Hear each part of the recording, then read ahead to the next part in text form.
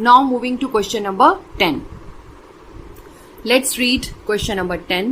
A piggy bank contains 100 50 paisa coins, 50 1 rupee coin, 20 2 rupee coin and 10 5 rupee coins. Means एक piggy bank में 50 पैसे वाले coins हैं, 1 rupee coin है, 2 rupee coin है and 5 rupee coins हैं.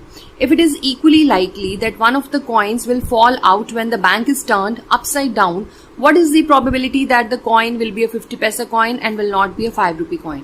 So क्वेश्चन में पूछ रहे हैं कि सभी इवेंट्स जो हैं वो इक्वली लाइकली हैं, मतलब कोई भी बाहर आ सकता है अगर हम उस पिग्गी बैंक को उल्टा करेंगे.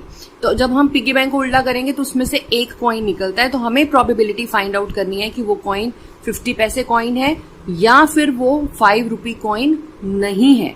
ठीक है, तो सबसे पहले हम क्या करेंगे, नोट डाउन करेंगे what is given in the question. Let's see. Now see, number of 50 पैसा कॉइन्स हमारे पास 100, number of 1 rupee coin 50, number of 2 rupee coins 20, number of 5 rupee coins 10. तो टोटल कॉइन्स हो गए 180. ठीक है, अब हमें फाइंड आउट करनी है प्रोबेबिलिटी ऑफ हैविंग 50 पैसा कॉइन. 50 पैसे कॉइन्स कितने हैं, अब देखिए हमारे पास 50 पैसे हैं, 100 डिवाइडेड बाय 180, कैंसिलेशन करेंगे, कटिंग करेंगे, we will get 5/9. This is the answer. And next is the probability of not having 5 rupee coin. हमारे पास 5 रुपी कॉइन ना हो, तो अगर 5 रुपी कॉइन ना हो तो इट मीन्स बाकी सारे कॉइन्स होंगे, तो आप इनको प्लस कर लेंगे. 100 प्लस 50 प्लस 20 170 आ जाएगा. और इसका एक और वे है फाइंड आउट करने का कि 50 रुपी वाले कॉइन्स है 10, तो अगर नहीं होगा तो इट मीन्स 180 में से 10 माइनस करेंगे तो भी 170 आएगा. ठीक है, ये देखिए अगर हम 100 50 और 20 को प्लस करते हैं तो भी हमारे पास 170 आता है. अगर हम 180 में से 10 को माइनस करते हैं तो भी 170 आता है. तो हम दोनों केसेस से सोच सकते हैं. ठीक है, हम नॉर्मली कहते हैं कि अगर हमारे पास 5 रुपी कॉइन्स होंगे तो प्रोबेबिलिटी होगी 10/180. अगर नहीं होंगे तो 180 में से 10 माइनस कर देंगे तो 170/180 होंगे. ठीक है, तो दोनों तरह से हम क्वेश्चन को सॉल्व कर सकते हैं. I think question is clear to you. Now moving to next question. Here question number 11. Gopi buys a fish from a shop for his aquarium. Aquarium होता है जिसमें fishes रखी जाती है. आप लोगों में से शायद किसी घर में रखा भी हो. The shopkeeper takes out one fish at random from a tank containing 5 male fish and 8 female fish. What is the probability that the fish taken out is a male fish? तो वेरी सिंपल क्वेश्चन. ये एक aquarium बना हुआ है, इसमें कुछ mail fishes हैं, कुछ फीमेल हैं. ठीक है, हमें प्रोबेबिलिटी फाइंड आउट करनी है कि जो हम फिश अगर रैंडमली निकालते हैं, बिना देखे कोई फिश निकालते हैं, तो वो मेल फिश ही होगी. तो first of all what will we do, we will write down what is given in the question. Yes, let's start.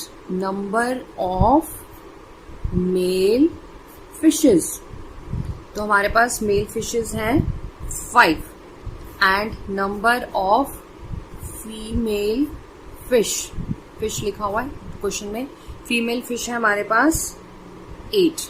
ठीक है, तो टोटल कितने हो गए हमारे पास, 5 + 8 13. हमें क्या फाइंड आउट करना है, मेल फिश के लिए फाइंड आउट करना है ना, probability of a male fish. तो फेवरेबल आउटकम्स है हमारे पास 5, टोटल आउटकम्स है 13. So 5/13 is our answer. In this way you will find out this question. Now moving to next question. Yes, this is the question. A game of chance consists of spinning an arrow which comes to rest pointing at one of the numbers 1 2 3 4 5 6 7 8. So this is a spinning arrow आपको given है जिसमें 1 से लेके 8 तक सभी numbers हैं and these are equally likely outcomes. Equally likely outcomes means सभी का chance है कि हम जो भी probability निकालेंगे सभी numbers आ सकते हैं. What is the probability that it will be point at 8? ठीक है, and odd number and further. So 1 by 1 solve करते हैं क्वेश्चन को. तो सभी 1 से लेके 8 तक सभी नंबर्स आने की प्रोबेबिलिटी का चांस क्या है, 1 1 1. 1 भी 1 टाइम आ सकता है, 2 भी 1 टाइम आ सकता है एंड सो ऑन. ठीक है, तो चलिए सॉल्व करके देखते हैं कैसे सॉल्व करेंगे. तो चलिए क्वेश्चन नंबर 12 करते हैं. हमारे पास नंबर्स है 1 से लेके 8 तक. सो टोटल पॉसिबल आउटकम्स वो है हमारे पास 1 से लेके 8 तक 8. ठीक है, तो हमारा फर्स्ट पार्ट वो बोल रहा है कि find the probability it will point at 8. कि जब हम उसके ऊपर एरो लगाएंगे तो वो 8 के ऊपर ही आएगा. So probability of getting 8. तो 8 कितनी बार है? 1 time. Total 8. So this is the answer. Now second part, an odd number. Probability of getting odd number. अब 1 से लेके 8 तक हमारे ऑड नंबर्स कौन कौन से हैं? 1 है ऑड नंबर, 3, 5 एंड 7. ये हमारे चारों ऑड नंबर्स होते हैं. ऑड नंबर कौन से होते हैं? जो कि 2 से डिविजिबल नहीं होते हैं. ठीक है. सो हमें 1 से 8 तक ही कंसिडर करने थे. So there are 4 numbers divided by total 8. Cancellation कर देंगे. So 1/2 is the answer. Now third part, probability of a number greater than 2. So probability of a number greater than 2. अब हम 2 से एक बड़े बड़े नंबर कौन से हैं? 3, 4, 5, 6, 7, 8. 6 के 6 नंबर्स हैं ये जो 2 से बड़े हैं. तो 6 ऊपर आ जाएगा. Favourable outcome divided by 8. Cutting कर देंगे हम इनकी. सो 3/4 इज द आंसर. ठीक है.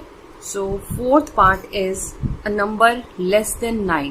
So probability of getting a number less than 9. तो जो हमारे पास 1 से लेके 8 तक नंबर्स हैं सारे ही 9 से कम हैं. तो 8 हमारे फेवरेबल आउटकम्स हो गए. टोटल भी हमारे पास 8 है. सो कैंसिलेशन करके 1 आ गया. तो फोर्थ पार्ट का आंसर जो है हमारे पास आएगा 1.